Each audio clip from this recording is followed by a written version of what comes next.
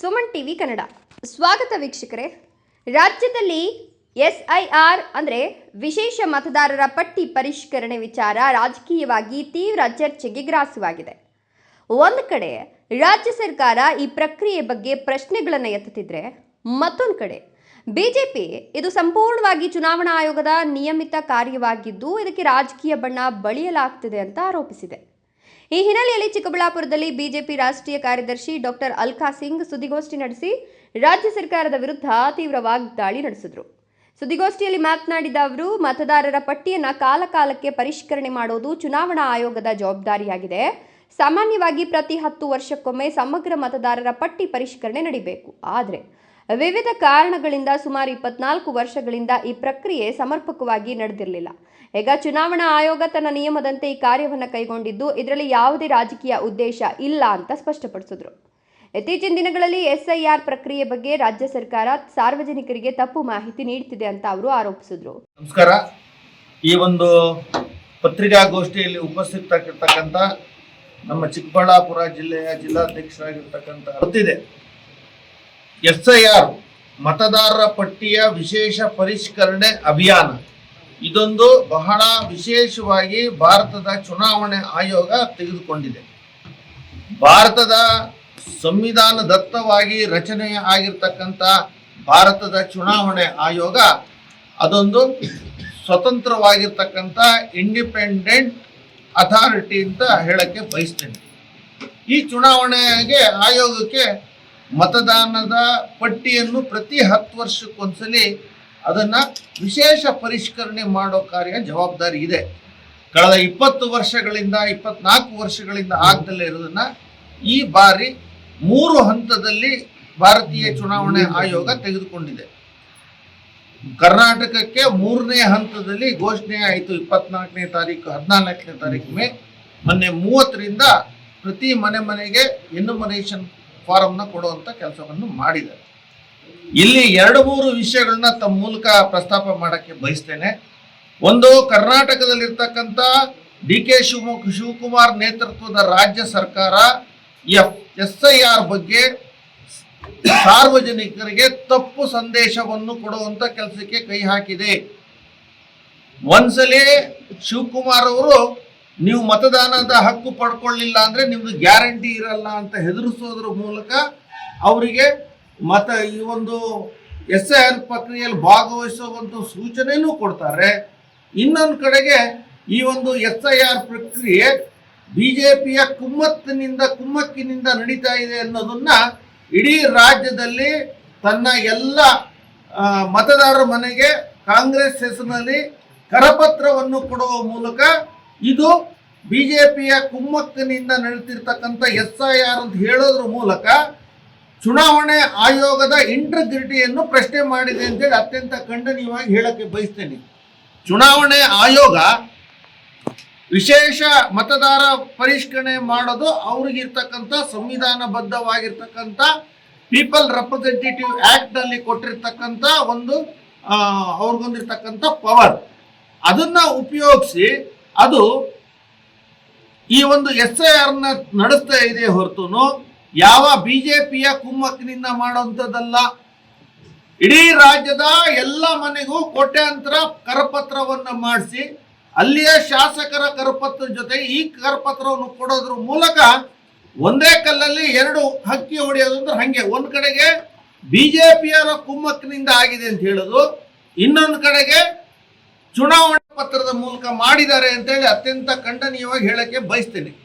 ಹಾಗಾಗಿ ನಿನ್ನೆ ದಿವಸ ನಮ್ಮ ಭಾರತೀಯ ಜನತಾ ಪಾರ್ಟಿಯ ತಂಡ ನಾವೆಲ್ಲರೂ ಹೋಗಿ ಮುಖ್ಯ ಚುನಾವಣಾಧಿಕಾರಿಗಳನ್ನ ಭೇಟಿ ಮಾಡಿ ಒಂದು ದೂರನ್ನು ಕೊಟ್ಟು ತಕ್ಷಣವೇ ಇದನ್ನ ಕರಪತ್ರ ಹಿಂದೆ ಪಡಿಬೇಕು, ಈ ರೀತಿಯ ನಿಮ್ಮ ಇಂಟಿಗ್ರಿಟಿ ನಿಮ್ಮ ಸಾರ್ವಭೌಮತ್ವಕ್ಕೆ ಪ್ರಶ್ನೆ ಮಾಡಿರ್ತಕ್ಕಂಥ ಈ ಕರಪತ್ರವನ್ನು ತಕ್ಷಣವೇ ಮುಟ್ಗೋಲು ಹಾಕಬೇಕು.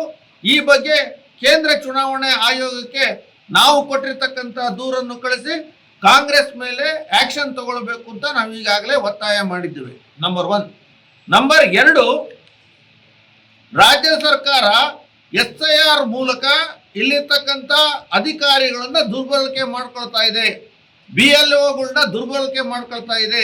ಯಾಕೆ ದುರ್ಬಳಕೆ ಮಾಡ್ಕೊಂಡಿದೆ ಅಂತ ಹೇಳಕ್ಕೆ ಬಯಸ್ತೇನೆ ಅಂದ್ರೆ, ಚುನಾವಣೆ ಆಯೋಗದ ನೀತಿ ಸಂಹಿತೆಯ ಪ್ರಕಾರ ಈ ಒಂದು SIR ಅಂದ್ರೆ ಏನು? SIR ಅಂದ್ರೆ ಈಗಿರೋ ಮತಪಟ್ಟಿ ಅದು ನಿಷ್ಕ್ರಿಯ ಆಗೋಗ್ಬಿಡುತ್ತೆ. ಹೊಸದಾಗಿ ಮತಪಟ್ಟಿಯನ್ನು ಮಾಡೋದು ಹೇಗೆ ಅಂದ್ರೆ, ತಲೆ ಎಣಿಸುವುದರ ಮೂಲಕ ಮಾಡಬೇಕು.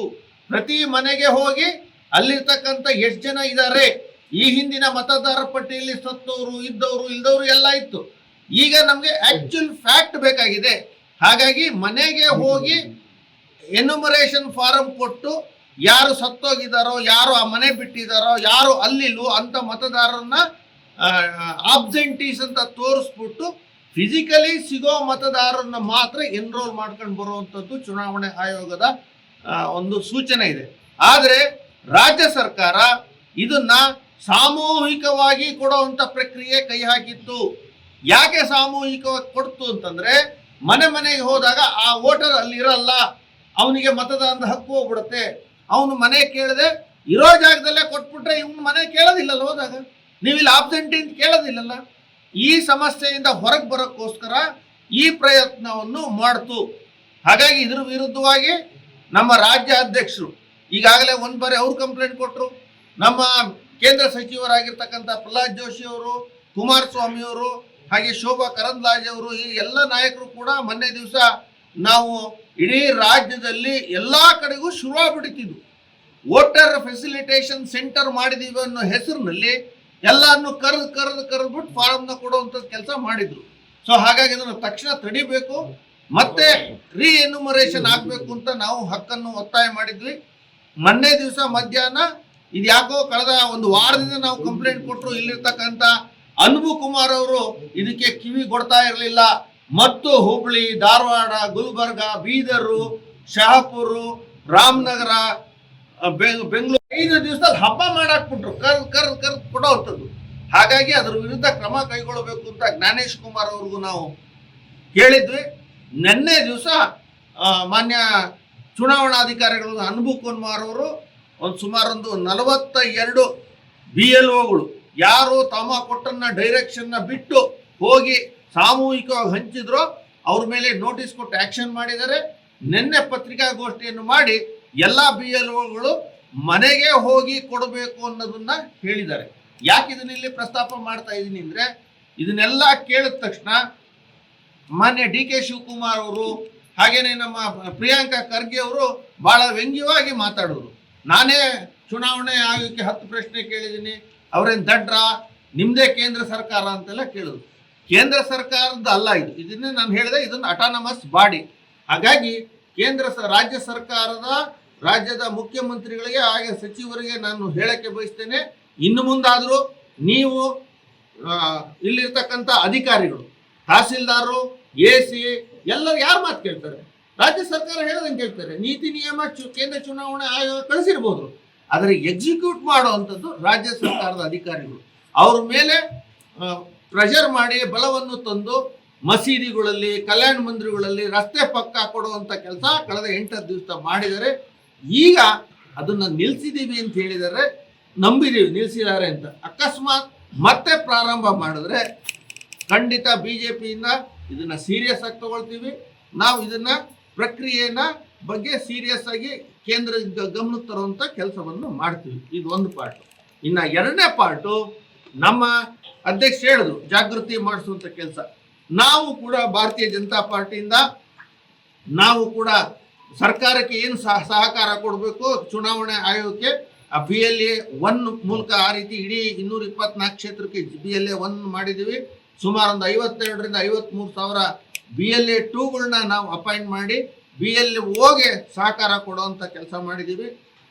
ನಾನು ಕೂಡ ಈ ಒಂದು SIRನ ರಾಜ್ಯ ಸಂಚಾಲಕನಾಗಿ ಚಿಕ್ಕಬಳ್ಳಾಪುರ ಈ ಸುತ್ತಮುತ್ತ ಇರ್ತಕ್ಕಂಥ ಎಲ್ಲ ನಾಗರಿಕರಿಗೆ ಮನವಿ ಮಾಡೋದೇನೆಂದರೆ, ತಮ್ಮ ಮನೆಗೆ ಕೊಟ್ಟಂತ ಎನ್ಯುಮರೇಷನ್ ಫಾರಮ್ನ ಯಾವುದೇ ಕಾರಣಕ್ಕೂ ತಪ್ಪದೆ ಅದಕ್ಕೆ ಸಹಿ ಹಾಕಿ ಅದಕ್ಕೆ ಸಂಬಂಧಪಟ್ಟಂತ ಕಾಲಮ್ಗಳನ್ನ ತುಂಬಿ, ಕಷ್ಟ ಸ್ವಲ್ಪ ಕನ್ಫ್ಯೂಷನ್ನು ಡೌಟ್ಗಳು ಎಲ್ಲ ಇದೆ, ಅದಕ್ಕೋಸ್ಕರ ಎಲ್ಲ ಕಡೆ ಕೂಡ ವೋಟರ್ ಫೆಸಿಲಿಟೇಷನ್ ಸೆಂಟರ್ನ ಗ್ರಾಮ ಪಂಚಾಯಿತಿಗಳಲ್ಲಿ, ವಾರ್ಡ್ ಮಟ್ಟದಲ್ಲಿ, ನಗರಸಭೆ ಕಾರ್ಯಾಲಯಗಳಲ್ಲಿ, ಈ ಥರ ಬೇರೆ ಬೇರೆ ಸ್ಥಳಗಳಲ್ಲಿ ಈಗಾಗಲೇ ಓಪನ್ ಮಾಡಿದ್ದಾರೆ.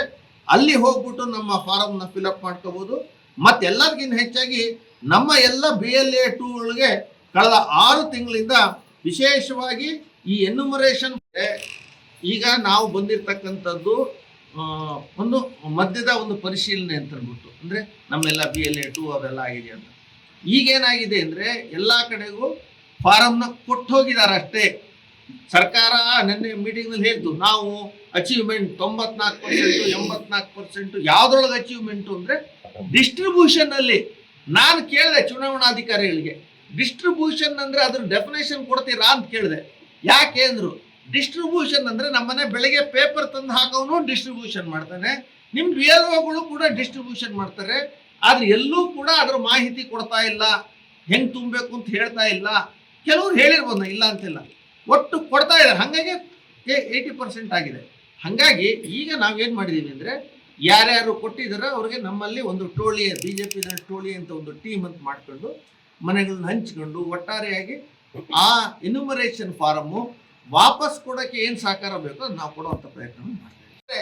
2002ರ ವೋಟರ್ ಲಿಸ್ಟ್ನಲ್ಲಿ ಅವರ ನಂಬರು, ಅವರ ಎಪಿಕ್ ನಂಬರ್ ಎಲ್ಲ ಕೊಡಬೇಕಾಗತ್ತೆ.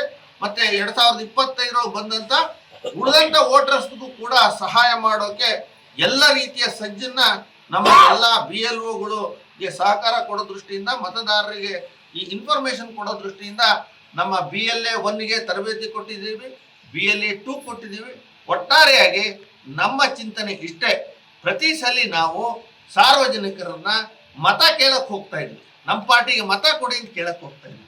ಈಗ ನಾವು ಮತ ಕೇಳಕ್ಕೆ ಹೋಗ್ತಿಲ್ವ, ಅವರಿಗೆ ಮತದಾನ ಹಕ್ಕನ್ನು ಕೊಡಿಸುವಂತ ಒಂದು ಪುಣ್ಯದ ಕೆಲಸಕ್ಕೆ ನಾವು ಕೈ ಹಾಕಿದ್ದೀವಿ. ಆ ರೀತಿಯ ಒಂದು ದೊಡ್ಡ ಚಟುವಟಿಕೆಯಲ್ಲಿ ನಮ್ಮ ಸಾವಿರಾರು ಜನ ಕಾರ್ಯಕರ್ತರು ಇದರೊಳಗೆ ಭಾಗವಹಿಸಿದ್ದಾರೆ. ಹಾಗೆ ಚುನಾವಣಾ ಆಯೋಗ ಕೂಡ ಬಹಳ ಚೆನ್ನಾಗಿ ಈ ಸಲ ಬೇರೆ ಈ ಸಾಫ್ಟ್ವೇರಿಗೆ ಸಂಬಂಧಪಟ್ಟಾಗೆ, ವೆಬ್ಸೈಟಿಗೆ ಸಂಬಂಧಪಟ್ಟಾಗೆ ತುಂಬ ಚೆನ್ನಾಗಿ ಸುಮಾರು ಒಂದು 60,000 ಅಧಿಕಾರಿಗಳನ್ನ ಇದಕ್ಕೆ ಉಪಯೋಗಿಸಿ ಕೆಲಸ ಮಾಡ್ತಿದ್ದಾರೆ. ಭಾರತೀಯ ಜನತಾ ಪಾರ್ಟಿಯು ಕೂಡ ನಮ್ಮ ಮತದಾರರ ಹಿತರಕ್ಷಣೆ ಮಾಡೋದಕ್ಕೋಸ್ಕರ ಸರ್ವ ರೀತಿಯ ಪ್ರಯತ್ನಗಳನ್ನು ಮಾಡಿ ಅದರೊಳಗೆ ಯಶಸ್ಸು ಕಾಣ್ತೀವಿ ಅಂತೇಳಿ ಈ ಸಂದರ್ಭದಲ್ಲಿ ಹೇಳಕ್ಕೆ ಬಯಸ್ತೀನಿ. DK ಶಿವಕುಮಾರ್ ನೇತೃತ್ವದ ಸರ್ಕಾರ ಈ ಪ್ರಕ್ರಿಯೆ ಬಿಜೆಪಿ ಕುಮ್ಮಕ್ಕಿನಿಂದ ನಡೀತಿದೆ ಎಂಬ ರೀತಿಯಲ್ಲಿ ಅಪಪ್ರಚಾರ ಮಾಡುತ್ತಿದೆ. ಆದರೆ ಇದು ಸಂಪೂರ್ಣವಾಗಿ ಚುನಾವಣಾ ಆಯೋಗದ ಸ್ವತಂತ್ರ ಪ್ರಕ್ರಿಯೆಯಾಗಿದ್ದು ಯಾವುದೇ ರಾಜಕೀಯ ಪಕ್ಷದ ನಿರ್ದೇಶನದ ಮೇರೆಗೆ ನಡೀತಿಲ್ಲ ಅಂತ ಹೇಳಿದ್ರು. ಇದೇ ವೇಳೆ ಚುನಾವಣಾ ಆಯೋಗದ ನಿರ್ದೇಶನದಂತೆ BLOಗಳು ಮನೆ ಮನೆಗೆ ತೆರಳಿ ಮತದಾರರ ವಿವರಗಳನ್ನು ಪರಿಶೀಲಿಸಿ ಪರಿಷ್ಕರಣೆ ಕಾರ್ಯವನ್ನು ನಡೆಸುತ್ತಿದ್ದಾರೆ. ಮತದಾರರ ಪಟ್ಟಿಯನ್ನು ಹೆಚ್ಚು ನಿಖರ ಮತ್ತು ಪಾರದರ್ಶಕವಾಗಿಸುವ ಉದ್ದೇಶದಿಂದ ಈ ಕಾರ್ಯ ನಡೀತಾ ಇದ್ದು, ಇದಕ್ಕೆ ಅನಗತ್ಯ ರಾಜಕೀಯ ಬಣ್ಣ ಬಳಿಯೋದು ಸರಿಯಲ್ಲ ಅಂತ ಅಭಿಪ್ರಾಯಪಟ್ಟರು. ರಾಜ್ಯ ಸರ್ಕಾರ ಜನರಲ್ಲಿ ಗೊಂದಲ ಸೃಷ್ಟಿಸುವ ಬದಲು ಚುನಾವಣಾ ಆಯೋಗದ ಕಾರ್ಯಕ್ಕೆ ಸಹಕರಿಸಬೇಕು. ಮತದಾರರ ಪಟ್ಟಿ ಪರಿಷ್ಕರಣೆ ಪ್ರಕ್ರಿಯೆಯನ್ನು ರಾಜಕೀಯ ಲಾಭಕ್ಕಾಗಿ ಬಳಸಿಕೊಳ್ಳುವ ಪ್ರಯತ್ನವನ್ನು ಕೈ ಬಿಡಬೇಕು ಅಂತ ಆಗ್ರಹಿಸಿದರು. ಒಟ್ಟಾರೆ SIR ಮತದಾರರ ಪಟ್ಟಿ ಪರಿಷ್ಕರಣೆ ವಿಚಾರ ರಾಜ್ಯ ರಾಜಕೀಯದಲ್ಲಿ ಹೊಸ ಚರ್ಚೆಗೆ ಕಾರಣವಾಗಿದ್ದು, ಬಿಜೆಪಿ ಮತ್ತು ಕಾಂಗ್ರೆಸ್ ನಡುವಿನ ಆರೋಪ ಪ್ರತ್ಯಾರೋಪಗಳು ಇನ್ನಷ್ಟು ತೀವ್ರಗೊಳ್ಳುವ ಸಾಧ್ಯತೆ ಕಾಣ್ತಿದೆ. ಈ ಬೆಳವಣಿಗೆ ಮುಂದಿನ ದಿನಗಳಲ್ಲಿ ಯಾವ ತಿರುವು ಪಡೆಯಲಿದೆ ಅನ್ನೋದನ್ನು ಕಾದು ನೋಡಬೇಕಿದೆ.